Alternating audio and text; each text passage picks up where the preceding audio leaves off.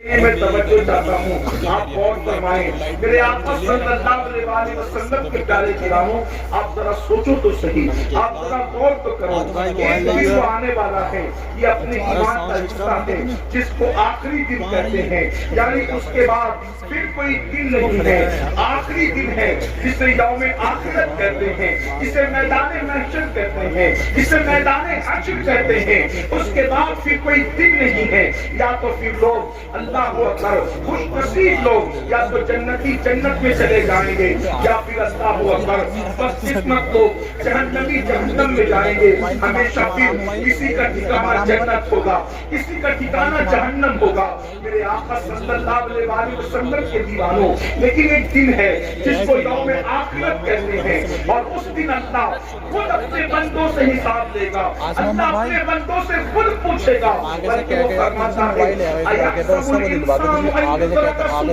کہ انسان یہ تصور کرتا ہے کہ اس سے حساب نہیں لیا جائے گا بے حساب اس کو چھوڑ دیا جائے گا نہیں انسان سے حساب لیا جائے گا بلکہ قرآن مقدس میں ایک مقام پر بیان کیا جاتا ہے فَمَنْ يَعْمَلْ مِثْقَالَ ذَرَّةٍ خَيْرًا يَرَهُ وَمَنْ يَعْمَلْ مِثْقَالَ ذَرَّةٍ شَرًّا يَرَهُ ایک ذرے کے برابر اگر تم نے نیکی کی ہوگی اللہ تمہیں وہ بھی دکھائے گا ایک ذرے کے برابر اگر تم نے بدی کی ہوگی اللہ تمہیں وہ بھی دکھائے گا اللہ اکبر اس دن کے لیے قرآن ہمیں دعوت فکر دیتا ہے اس دن کے لیے قرآن ہمیں دعوت فکر دیتا ہے دعوت عمل دیتا ہے اب میری گزارش والدین سے بھی ہے کہ وہ بھی چپ خاموش بیٹھ جائیں پبلک چپ ہو گئی ہے والدین سے گزارش ہے یہ بھائی جو ہیں یہ پیلی ٹوپی والے بھائی ان سے گزارش بہت سن نہیں رہے ہیں بھائی صاحب اللہ پہ رحم فرمائیں ان سے وہ بھائی سے جو آپ کے آگے چلے ان کو منع کر دیں بس اب آپ بھی اب اللہ آپ سب پہ رحم کریں دیکھیے آپ لوگ محبت اور اللہ یہ کرے کہ محبت قبول ہو اور یہ محبت ہمیں آخرت میں نجات کی طرف لے جائے دیکھو سب لوگ بہت سکون سے سن رہے ہیں اب کوئی کسی کو کچھ نہ کہے لیکن بھی اپنی جگہ لے لیں یہ محفل اللہ رسول کی ہے اس کو اللہ رسول کے حوالے کرتے ہیں کوئی کچھ نہ کہے اب صرف سب سنے بس ایک بار سوچ کر بلند آواز سے اگر وہ جو میرے بھائی مجھے کھڑے ہوئے نظر آ رہے ہیں اگر وہ حضرات بھی بیٹھنے میں کوئی تکلیف نہ ہو اور وہ بیٹھ سکتے ہیں تو اپنے اللہ رسول کے نام پہ بیٹھ جائیں سب مل کر ایک بار بلند آواز سے درود شریف پڑھیں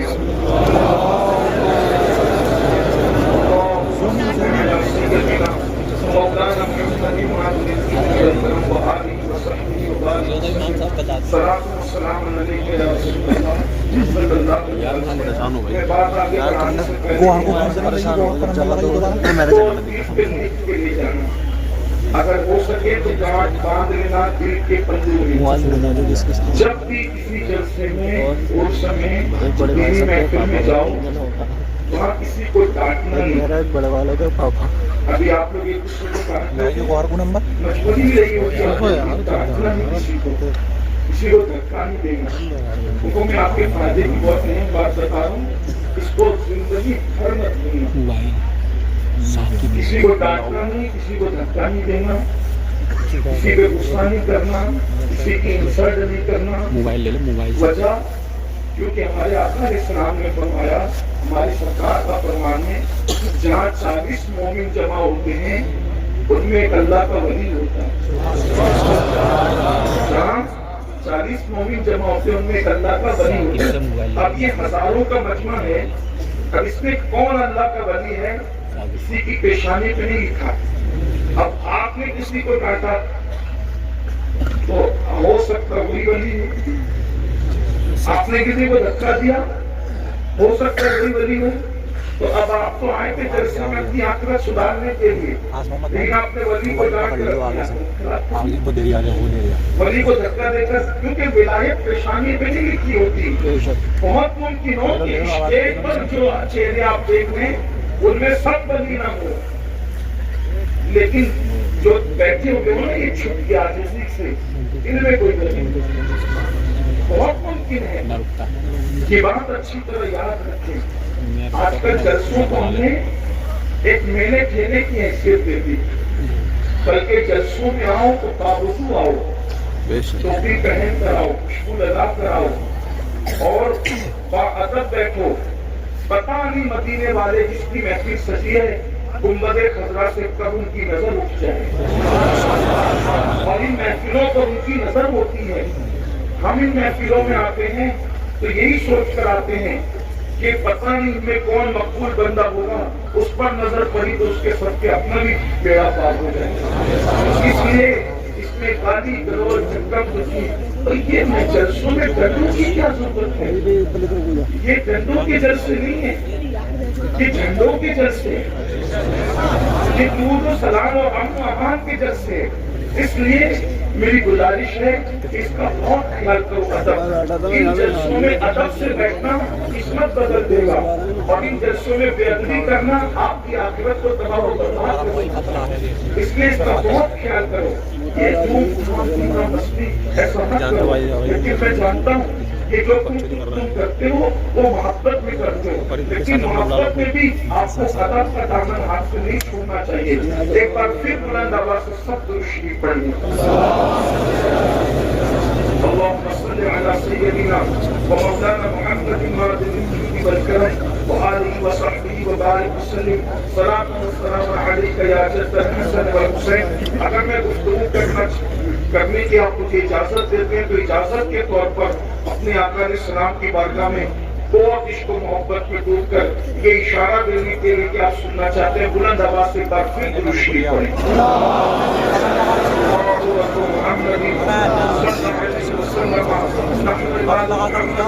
صلی علیہ وسلم صلاۃ والسلام علیک یا جد الحسن والحسین، صلاۃ والسلام علیک یا جد الثقلین۔ اب سنو، عرض یہ کر رہا تھا کہ اللہ تبارک و تعالیٰ اپنے بندوں سے حساب دے گا قیامت کے دن، اور بندوں کو اللہ کی بارگاہ میں جواب دینا ہوگا۔ زندگی کے لمحے لمحے ایک ایک پل کا حساب، بلکہ اللہ کے رسول علیہ السلام فرماتے ہیں کہ زمین شعلے اگل رہی ہوگی، یہ اللہ کے رسول کا فرمان ہے، زمین شعلے اگل رہی ہوگی اور زمین پر انتہائی تپش اور حرارت ہوگی، اور زمین انسان کے پیروں کو پکڑ لے گی، زمین انسان کے قدموں کو پکڑ لے گی، اور جب زمین انسان کے پیروں کو پکڑے گی تو اس وقت تک کہ زمین اس کو نہیں چھوڑے گی جب تک اللہ اس سے چند سوالات نہ کر لے، اور وہ سوال میں سے ایک سوال یہ ہوگا، تو نے اپنی زندگی کہاں گزاری، تیری زندگی کہاں گزری، تھوڑا سوچو، تھوڑا غور کرو۔ پہلا سوال، زمین نے قدموں کو پکڑ لیا ہے، اللہ اکبر، ذرا تصور کریں، یہ کوئی کہانی قصہ نہیں، مئی کی چلچلاتی ہوئی دھوپ میں ننگے پیر ہم اپنی زمین پر قدم رکھ کر کے نہیں چل سکتے، جب یہ دنیا کی زمین اللہ اکبر مئی کی حرارت، مئی کی تپش جب اس کو اللہ اکبر گرم کر دیتی ہے، ہم اس پر ننگے پیر رکھ کر کے نہیں چل سکتے۔ اور اگر ڈامر کی سڑک ہے، تارکون کی سڑک ہے، تو اس پر تو ہم یقیناً اور قطعی طور پر پیر نہیں رکھ سکتے۔ میرے بھائیوں مجھے بتاؤ، جب مئی کی حرارت سے یہ زمین گرم ہو جائے تو اس وقت ہم اس پر پیر نہیں رکھ سکتے۔ اللہ اللہ، اس دن کیا حال ہوگا، ہم کیسے کھڑے رہیں گے، اور کھڑے رہنے کی طاقت کہاں سے لائیں گے، کھڑے رہنے کی قوت کہاں سے لائیں گے۔ اللہ اکبر، جب انسان کے سر اور سورج کے درمیان صرف ایک ہاتھ کا فاصلہ ہوگا، اللہ اکبر، آج سورج اپنی پیٹھ کی طرف سے چمک رہا ہے، اس دن سورج اپنے چہرے کی طرف سے چمکے گا۔ اللہ اللہ، اس دن کیا حال ہوگا، کوئی بیٹا اپنے باپ کے کام نہیں آئے گا، کوئی ماں اپنے بیٹے کے کام نہیں آئے گی، اس دن رشتے داریاں ٹوٹ رہی ہوگی، اس دن خون کے رشتے ٹوٹ چکے ہوں گے، نہ کوئی بیوی شوہر کو پہچاننے کے لیے تیار ہوگی، نہ کوئی شوہر اپنی بیوی کو پہچاننے کے لیے تیار ہوگا۔ وہ کیسا دن ہوگا جس دن رشتے ٹوٹ چکے ہوں گے، جس دن ناطے بے رغبت ہو چکے ہوں گے، جس دن کسی کا مکان نہ ہوگا، جس دن کسی کی دکان نہ ہوگی، جس دن کسی کی سلطنت نہ ہوگی، جس دن کسی کی حکومت نہ ہوگی۔ اس دن میرے اللہ کی حکومت کے سوا کسی کی حکومت نہیں، میرے اللہ کی بادشاہت کے سوا کسی کی بادشاہت نہیں۔ وہ خود فرمائے گا، لمن الملک، آج حکومت کس کی ہے، آج ملک کس کا ہے، کوئی جواب دینے والا بھی نہ ہوگا، پھر خود ہی فرمائے گا للہ الواحد القہار، آج تو حکومت صرف اور صرف اس کے لیے ہے جو غلبے والا خدا ہے، جو قوت والا رب ہے۔ اللہ اکبر، ذرا اندازوں کو کرو، ایک وقت وہ آنے والا ہے میرے بھائیوں اور میری بہنیں بھی اگر موجود ہے ان سے پوچھنا چاہتا ہوں، اگر یہ بات کوئی مولوی صاحب بیان کرتے تو لوگ کہتے مولوی نے بیوقوف بنا دیا، کوئی سیاسی لیڈر کہتا تو لوگ اس کا مذاق اڑا سکتے تھے، لیکن اللہ یہ غیب کی خبر وہ غیب کا نبی دے رہا ہے جو اپنی زبان سے کبھی اپنی مرضی کے مطابق گفتگو کرتے ہی نہیں، جو اپنی مرضی کے مطابق بات کرتے ہی نہیں۔ اللہ اکبر، وہ عالم ما کان و ما یکون، وہ غیب کا نبی فرما رہے ہیں زمین، اللہ اکبر، اتنے قریب سورج کے ہوگی اور سورج اتنے قریب زمین سے ہوگا اور زمین شعلے اگل رہی ہوگی اور انسان کے پیر زمین پکڑ لے گی اور اللہ پوچھے گا بتا تو نے اپنی زندگی کہاں گزاری، تو نے اپنی زندگی کی باتیں کہاں گزاری، تو نے اپنی زندگی کے دن کہاں گزارے، اب آپ مجھے بتائیں۔ اللہ اکبر، وہ میرے نوجوان جو کبھی جمعے کے اڈے پر، جو کبھی شراب کے اڈے پر، جو کبھی زنا کے اڈے پر، جو موبائل کے اندر گیم کھیلتے بیٹھتے ہیں، جو کرکٹ دیکھتے ہوئے انڈیا پاکستان کے میچ میں اتنے مصروف ہو جاتے ہیں کہ اذان کب ہو رہی ہے انہیں اذان کی خبر بھی نہیں ہوتی۔ اللہ اکبر، جو نمازوں کو ترک کرتے ہیں، اللہ اکبر، وہ کس طریقے سے اللہ کو جواب دیں گے؟ میرے عزیز، باپ کو جواب دینا آسان ہے، پیر کو جواب دینا آسان ہے، امام کو جواب دینا آسان ہے، لیکن اللہ کی بارگاہ میں جواب کون دے گا؟ جہاں جبریل بھی کلام کرنے کے لیے ڈرتے ہیں، جہاں انبیاء بھی گفتگو کرنے کے لیے ڈرتے ہیں، اللہ اکبر، وہاں ہم کیسے جواب دیں گے؟ زندگی، پوری زندگی کہاں گزاری؟ اب ذرا سوچو تو صحیح، کہاں اٹھ رہے ہو، کہاں بیٹھ رہے ہو، کیا کیا باتیں کر رہے ہو، یہ سب اللہ رب العزت کے فرشتے لکھ رہے ہیں۔ اس دن کے لیے قرآن ہمیں دعوت فکر دیتا ہے، یا ایھا الذین آمنوا اتقوا اللہ ولتنظر نفس ما قدمت لغد واتقوا اللہ ان اللہ خبیر بما تعملون۔ اے ایمان والو، اللہ سے ڈرو، اے ایمان والو، اللہ سے ڈرو، اور قیامت کے دن کے لیے کیا عمل بھیج رہے ہو اس سلسلے میں غور کرو۔ قیامت کے دن کے لیے کیا بھیج رہے ہو اس سلسلے میں فکر کرو۔ کیا بھیجا قیامت کے لیے؟ قیامت کے دن کے لیے کیا روانہ کیا؟ کیا عمل بھیجا؟ جھوٹ بھیج کر اپنی جہنم کا سامان کیا یا سچ بھیج کر اپنی جنت کا سامان کیا؟ ماں باپوں کا دل دکھا کر اپنی جہنم کا سامان کیا یا ماں باپ کا دل خوش کر کے اپنی جنت کا سامان کیا؟ بیوی پہ ظلم کر کے اپنی جہنم کا سامان کیا یا بیوی کو خوش رکھ کے اس کے حقوق ادا کر کے اپنی جنت کا سامان کیا؟ مسجدوں کو ویران کر کے اپنی جہنم کا سامان کیا یا مسجدوں کو آباد کر کے اپنی جنت کا سامان کیا؟ میرے بھائی، یہ دنیا ہے، یہاں فٹ پاتھ پر بھی زندگی گزر جاتی ہے، یہ دنیا ہے، یہاں سڑکوں کے نیچے بھی زندگی گزر جاتی ہے، میرے بھائی تو یہ دنیا ہے، یہاں جھوپڑوں میں بھی زندگی گزر جاتی ہے، یہ دنیا ہے، یہاں بغیر مکان اور دکان کی بھی زندگی گزر جاتی ہے، اس لیے کہ یہ دنیا ہے، ایک سرائے بانی ہے دنیا، یہ سرائے ہے، سرائے مطلب لاج ہے، لاج، اس لاج کے اندر یہ دنیا لاج کی طرح ہے۔ لاج میں کیا ہوتا ہے؟ کوئی مستقل نہیں رہتا، آج ایک بندہ، کل دوسرا بندہ، پرسوں تیسرا بندہ، وہ لاج میں لوگ بدلتے رہتے ہیں کہ نہیں بدلتے رہتے؟ بالکل اسی طرح سے یہ دنیا ہے، ہم سے پہلے ہمارے باپ دادا تھے، ان سے پہلے ان کے باپ دادا تھے، ان سے پہلے ان کے باپ دادا تھے، اب ہماری باری ہے، ایک دن ہم بھی یہاں سے رخصت ہو جائیں گے۔ یاد رکھو، آخرت کی فکر کرو گے تو بھی ایک دن موت آئے گی، آخرت کی فکر نہیں کرو گے تو بھی موت آئے گی۔ آج مسلمان اپنی آخرت کو بھول چکا ہے اور قرآن کہہ رہا ہے، اے ایمان والو، اللہ سے ڈرو اور آخرت کے لیے کیا بھیج رہے ہو اس سلسلے میں غور کرو، اس سلسلے میں فکر کرو۔ اور پھر قرآن کہتا ہے واتقوا اللہ، اللہ سے ڈرو، پھر ڈرنے کی بات کرو، ان اللہ، بے شک اللہ، خبیر بما تعملون، اللہ تمہارے ایک ایک پل کی خبر رکھتا ہے، تمہارے اعمال کی خبر رکھتا ہے۔ رات کی تاریکی میں کیا کرتے ہو اللہ دیکھ رہا ہے، دن کے اجالے میں کیا کرتے ہو اللہ دیکھ رہا ہے، کیسے کھاتے ہو، کیا کھاتے ہو، حلال کھاتے ہو کہ حرام کھاتے ہو، اللہ دیکھ رہا ہے۔ اللہ اکبر۔ انسان جس کے دل میں آخرت کی فکر پیدا ہوتی ہے وہ انسان اپنے آپ کو گناہوں سے بچا لیتا ہے، اور جب آخرت کی فکر نکل جاتی ہے تو انسان آوارہ ہو جاتا ہے۔ آج مسلم امہ، آج مسلم دنیا اس لیے گناہوں میں ڈوب چکی ہے، آبادی میں ڈوب چکی ہے، عیاشیوں میں ڈوب چکی ہے کہ آخرت کی فکر نہیں، آخرت کا خیال نہیں۔ آؤ تھوڑی دیر آخرت کا ذکر کر لیں، آخرت کا تذکرہ کر لیں۔ اللہ کرے میری اور آپ کی آخرت سمجھ جائے۔ میرے آقا علیہ السلام کے پیارے دیوانوں، بڑی معذرت کے ساتھ ہم 15ویں صدی میں زندگی گزار رہے ہیں۔ یہاں گویا کہ رسول اللہ کے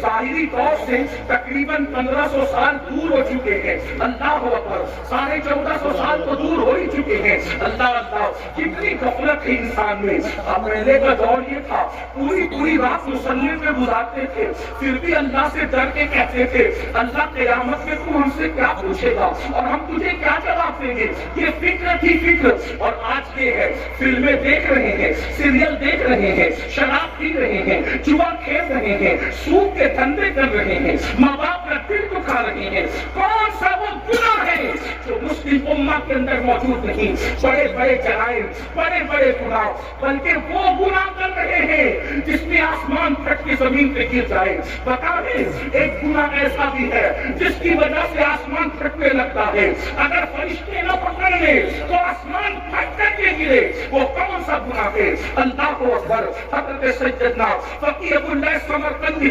فرماتے ہیں کہ جب کوئی مرد کسی مرد کے ساتھ بدفعلی کرتا ہے، جب کوئی نوجوان کسی نوجوان کے ساتھ بدفعلی کرتا ہے تو اس وقت اللہ کا عرش کانپنے لگتا ہے، خدا کے عرش پر زلزلہ طاری ہوتا ہے، عرش پر کپکپی کی کیفیت طاری ہوتی ہے، اور قریب ہوتا ہے کہ آسمان پھٹ کر کے زمین پہ گر جائے۔ فرشتے آسمان کے کونے پکڑ کر قل هو اللہ شریف کی تلاوت شروع کر دیتے ہیں، اور آسمان کے فرشتے جب قل هو اللہ احد کی تلاوت کرتے ہیں تو ان کی تلاوت کی برکت سے وہ کیفیت ختم ہو جاتی ہے۔ آپ مجھے بتائیں کیا یہ گناہ قوم مسلم میں موجود نہیں؟ اللہ کے رسول علیہ السلام نے فرمایا ایک قریب قیامت زمانہ آئے گا، لڑکے لڑکوں کے ساتھ برائی کریں گے، ایسے لڑکیوں کے پر جیسے غیرت کی جاتی ہے ویسے لڑکوں پہ غیرت کی جائے گی، جیسے لڑکیوں سے منگنی کی جاتی ہے ویسے لڑکوں سے منگنیاں کی جائے گی۔ یہ حالات ہوں گے، یہ سارے جرائم موجود،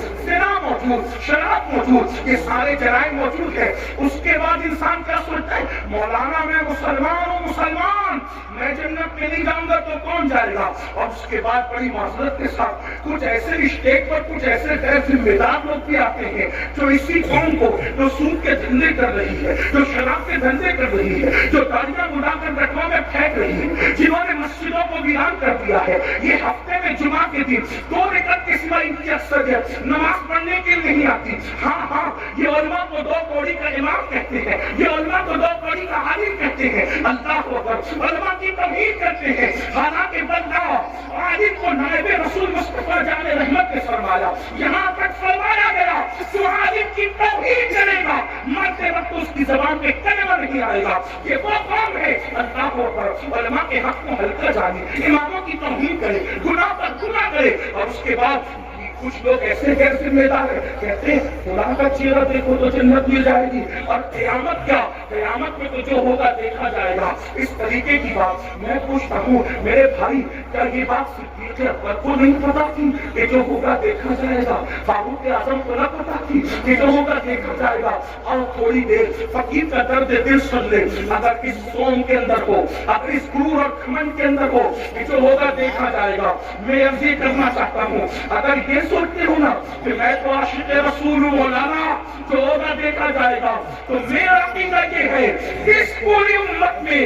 صدیق اکبر سے بڑا کوئی عاشق رسول نہ ہے نہ ہو سکتا ہے۔ صدیق اکبر اس امت کے سب سے بڑے عاشق رسول ہے۔ اللہ اکبر۔ اب اس عاشق رسول کا حال چھوڑو، صدیق اکبر رضی اللہ تعالیٰ عنہ، اللہ اکبر، کون ابو بکر صدیق صدیق اللہ اللہ میرے آقا صلی اللہ علیہ وسلم نے اپنی ظاہری حیات میں جس کو اپنے مصلے پر کھڑا کیا کون ابو بکر صدیق جانتے ہیں ان کا عشق رسول ہمیں تو 24 گھنٹے میں کبھی ایک بار بھی درود پڑھنے کی توفیق نہیں ہوتی ابو بکر صدیق اس ہستی کا نام ہے سب سے زیادہ رسول اللہ کے ساتھ اگر کوئی رہتا ہے تو وہ صدیق کے اکبر رہتے ہیں اور سب سے آخری میں رسول اللہ سے ہٹ کر اگر کوئی جاتا ہے تو وہ صدیق کے اکبر جاتے ہیں لیکن آپ کو بتاؤں اے میری قوم کے جوانوں صدیق اکبر جب رسول اللہ کو اس کے گھر اقدس پر ان کے کاشان اقدس پر ان کے مقدس مقام پر پہنچا کر صدیق اپنے گھر جاتے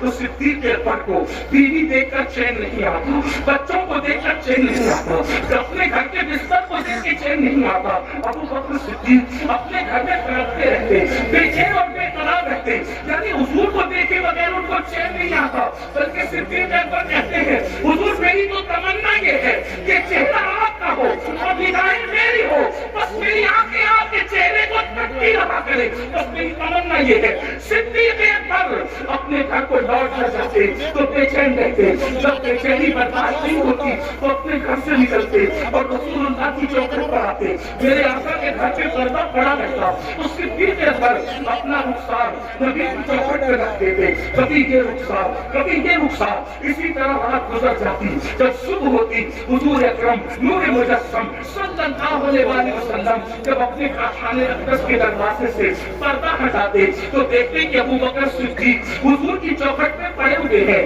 وہ آ کر ارشاد فرماتے ابو بکر کون سی ضرورت تم کو یہاں لائی ہے تو صدیق اکبر کہتے یا رسول اللہ آپ کے بغیر میرے گھر میں مجھے چین نہیں آتا مجھے قرار نہیں آتا تو جب چین نہیں آتا تو میں سوچتا کہ آپ کا چہرہ نہ صحیح آپ کی چوکھٹ پر رات گزار دوں تاکہ جب صبح ہو سب سے پہلے ابو بکر کسی کا چہرہ دیکھے تو اپنے محبوب محمد رسول اللہ کا چہرہ دیکھے اور سب سے پہلے غلاموں میں نبی کی نظر جس پر پڑے وہ ابو بکر صدیق پر پڑے یہ صدیق اکبر کا عشق رسول ہے افضل البشر بعد الانبیاء بالتحقیق سیدنا صدیق اکبر جن کے بارے میں اقبال کہتے ہیں پروانے کو چلاؤ تو بلبل کو پھول بس صدیق کے لیے تو خدا کا رسول بس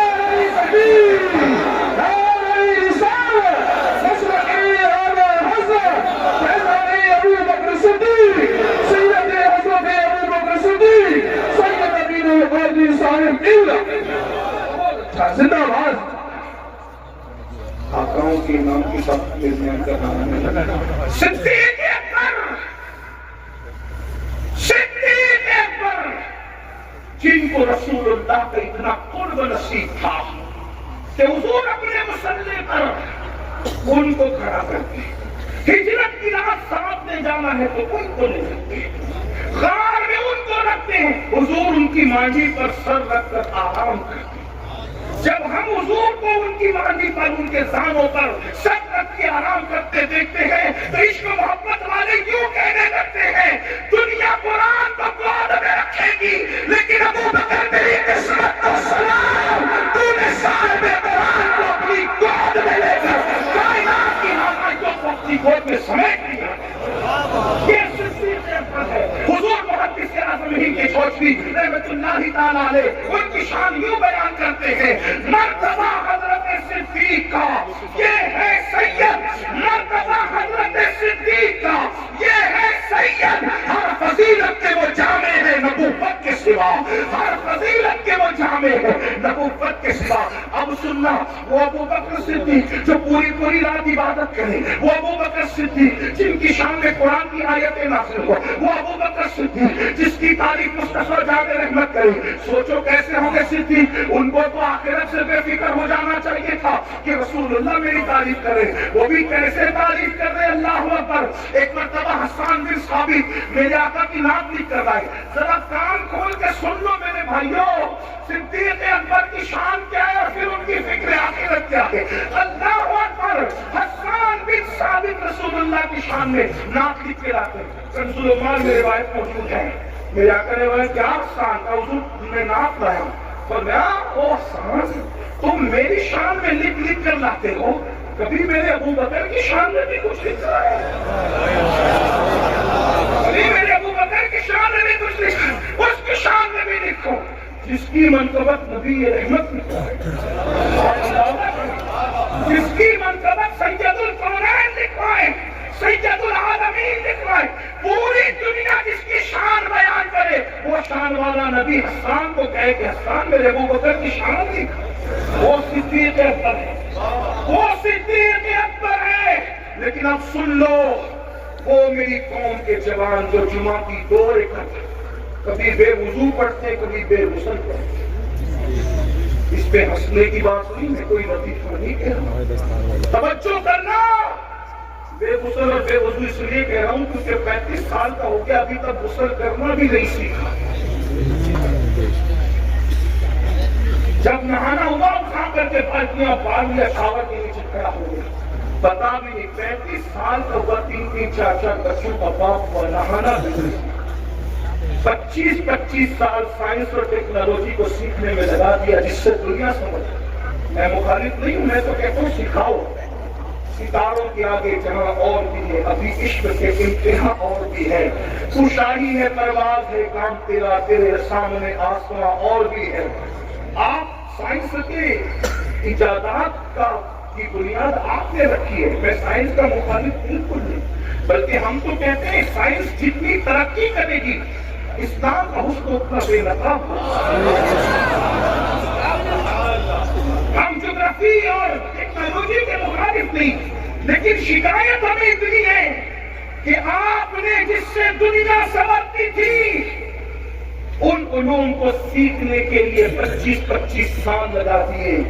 مگر جس سے آخرت سنورتی ہے ان علوم کو سیکھنے کے لیے آپ نے 25 دن کے اپنے علماء کو۔ بتاؤ کتنے لوگ غسل کرنا چاہتے ہو، کتنے لوگ وضو کرنا چاہتے ہو، وضو کتنے لوگ اس کے تقاضے اور آداب سے واقف ہے؟ جو قوم وضو اور غسل میں ناقص ہو، پوچھو مفتی اعظم سنبھل جلوگر ہیں کہ کیا جن اعضاء کو دھلنے کا حکم ہے وضو میں، اگر بال برابر بھی جگہ سوکھی رہ جائے تو کیا وضو ہوگا؟ آپ بتائیں، مگر میری قوم کو